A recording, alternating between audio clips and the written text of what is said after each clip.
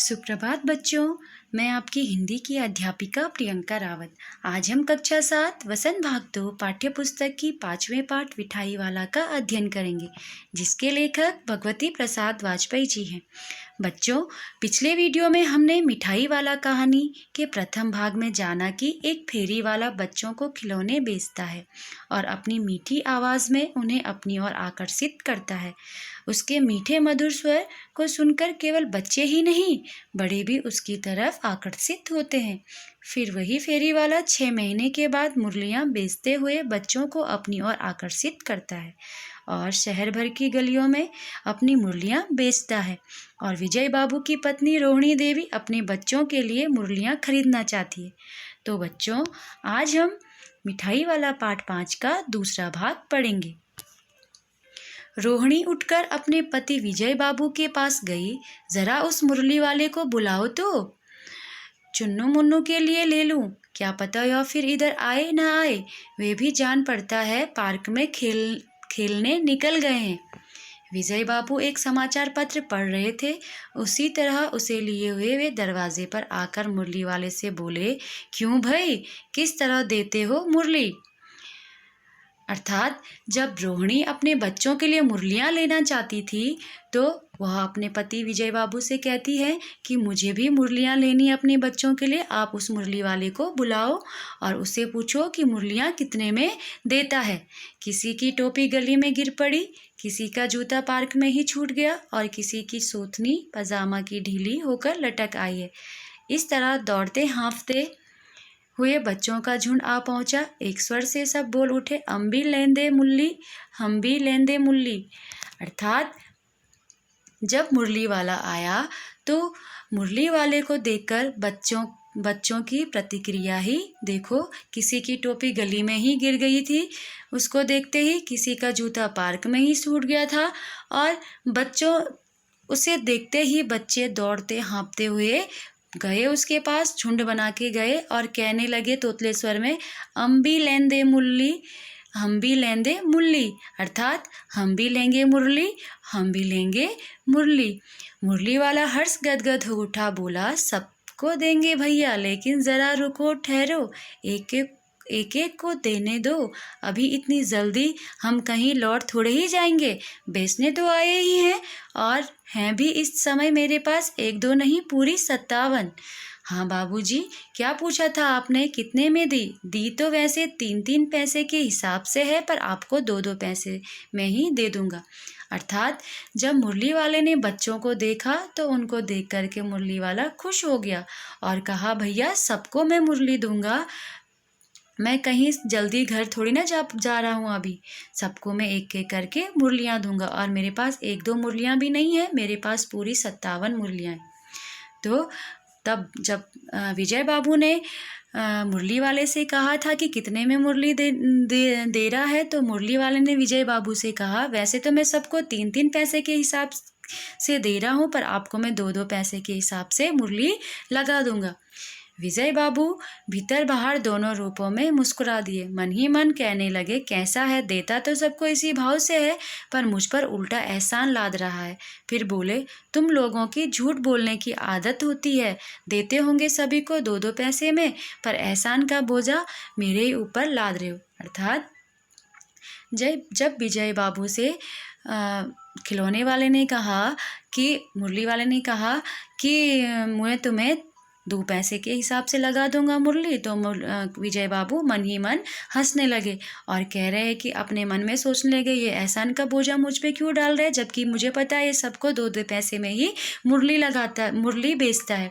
पर क्या था, फिर विजय बाबू मुरली वाले से कहते हैं कि तुम लोगों की झूठ बोलने की आदत होती है, तुम मुझ पे ही अपना एहसान का बोझा लाद रहे हो।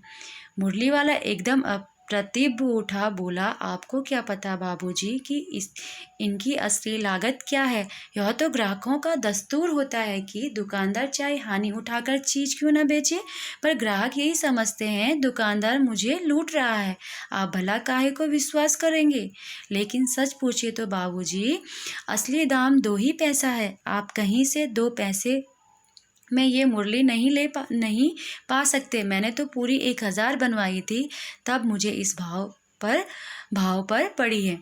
अर्थात मुरली वाला विजय बाबू की बातों को सोचते हुए हैरान हो उठता है और कहता है कि यह तो ग्राहकों का दस्तूर होता है, चाहे दुकानदार हानि क्यों ना उठा दे, उसे हानि क्यों ना हो जाए।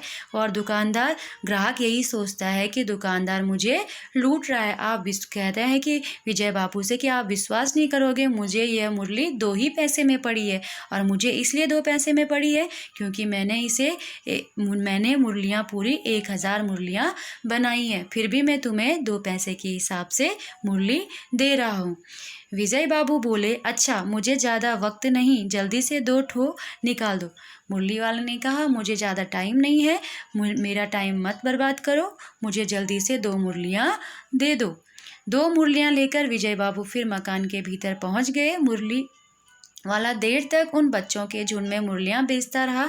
उसके पास कई रंग की मुरलियाँ थीं। बच्चों को रंग पसंद करते मुरलिया वाला उसी रंग की मुरली निकाल देता। यह बड़ी अच्छी मुरली है, तुम यही ले लो बाबू। राजा बाबू, तुम्हारे लायक तो बस यह है। हाँ भैया, तुमको वही देंगे, ये लो, तुमको वैसी ना चाहिए यह। मुरली वाला अलग अलग रंगों की मुरलियाँ लेकर आया था। बच्चों के हिसाब से बच्चों को जो रंग पसंद था उसी मुरली को दे रहा था, और बड़े ही प्यार से कह रहा था, भैया तुम्हें कौन सी मुरली चाहिए, तुम्हारे लिए भैया यही मुरली अच्छी रहेगी। इस प्रकार से वह बहुत बड़े प्यार से मुरलियों को बेच रहा था। नारंगी रंग की, अच्छा वही लो, ले आए पैसे, अच्छा ये लो, तुम्हारे लिए मैंने पहले से ही यह निकाल रखी थी, तुमको पैसे नहीं मिले, तुमने अम्मा से ठीक तरह मांगे न होंगे। धोती पकड़कर पैरों में लिपटकर अम्मा से पैसे मांगे जाते। बाबू, हाँ फिर जाओ, अब की बार मिल जाएंगे, 2 अन्नी है तो क्या हुआ, ये ले लो, ये लो, पैसे वापस लो, ठीक हो गया ना हिसाब। फिर मिल गए पैसे। देखो मैंने तरकीब बताई, अच्छा अब तो किसी को नहीं लेना है, सब ले चुके हैं, तुम्हारी माँ के पास पैसे नहीं हैं, अच्छा तुम भी यह लो, अच्छा तो अब मैं चलता हूँ। इस तरह मुरली वाला फिर आगे बढ़ गया। अर्थात जब बच्चे अलग अलग रंगों की मुरलियाँ मांग रहे थे, उनमें से किसी बच्चे की माँ उसे पैसे नहीं दे रही थी, तो वो मुरली वाला उसे एक बच्चे से कहता है कि अपनी मम्मी की धोती पकड़ो और मम्मी से हट करो कि मुझे पैसे चाहिए हैं, तो मम्मी पैसे दे देगी। तो वो कहता है, वो बच्चा फिर आता है तो कह रहा है कि मैंने अच्छा उपाय बताया ना तुम्हें कि मम्मी से पैसे कैसे मांगे जाते हैं। और कहने लगा, फिर वहाँ पे दूसरा बच्चा था, उसने कहा कि मेरी मम्मी के पास पैसे नहीं है। तो मुरली वाले ने कहा, क्या हुआ, पैसे नहीं है, आप ये मुरली रख दीजिए। वो उस बच्चे को फ्री में मुरली दे देता है। फिर कहता है, सबने मुरली ले ली है, तो सब बच्चे कहते हैं हाँ हम सब ने मुरली ले ली है। इस तरह मुरली वाला फिर अब दूसरी गली में चला जाता है मुरली बेचने। आज अपने मकान में बैठी हुई रोहिणी मुरली वाले की सारी बातें सुनती रही। आज भी उसने अनुभव किया, बच्चों के साथ इतने प्यार से बातें करने वाला फेरी वाला पहले कभी नहीं आया। फिर वह सौदा भी कैसा सस्ता बेचता है, भला आदमी जान पड़ता है। समय की बात है, जो बेचारा इस तरह मारा मारा फिरता है, पेट जो न कराए सो थोड़ा। अर्थात आज जब मुरली वाले को रोहिणी देख रही थी, उसकी बातें को सुन रही थी, चुन्नू मुन्नू की माँ, तो कहने लगी कि यह इतने प्यार से, मैंने इससे पहले इतना ऐसा फेरी वाला कभी नहीं देखा था जो कि बच्चों से इतने प्यार से बातें करता है। और जब प्यार से बातें भी कर रहा है और सौदा भी, उन्हें मुरलियाँ खिलौने भी सस्ता बेच रहा है। भला कह रही है, अच्छा आदमी जान पड़ता है मुझे। फिर कह रही है, समय समय की बात है, जो पेट जो न कराए, अपने पेट के खातिर सब कोई करते हैं। इसी समय मुरली वाले का क्षीण स्वर दूसरी निकट की गली से सुनाई पड़ा, बच्चों को बहलाने वाला मुरलिया वाला। रोहिणी इसे सुनकर मन ही मन कहने लगी, और स्वर कैसा मीठा है इसका। बहुत दिनों तक रोहिणी को मुरली वाले का वह मीठा स्वर और उसकी बच्चों के प्रति वे स्नेहसिक्त बातें याद आती रही।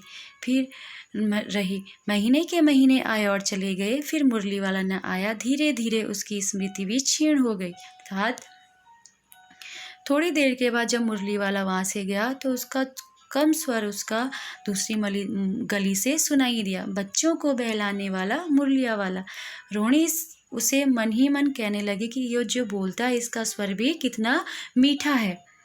फिर बहुत दिनों तक रोहिणी उसके बारे में सोचती रही। उसकी जो बच्चों के प्रति स्नेह भाव थी उसके बारे में सोचती रही। और फिर उसके बाद महीनों के महीने बीत गए थे और मुरली वाला फिर से नहीं आया उस गली में, और उसकी जो याद थी वह भी कम हो गई थी। तो बच्चों, आज हमने मिठाई वाला पार्ट 5 का द्वितीय भाग पढ़ा। शीघ्र ही दूसरी वीडियो में तीसरा भाग पढ़ेंगे। आप प्रथम व द्वितीय भाग ध्यानपूर्वक पढ़ेंगे व दिया गया कार्य करेंगे। धन्यवाद।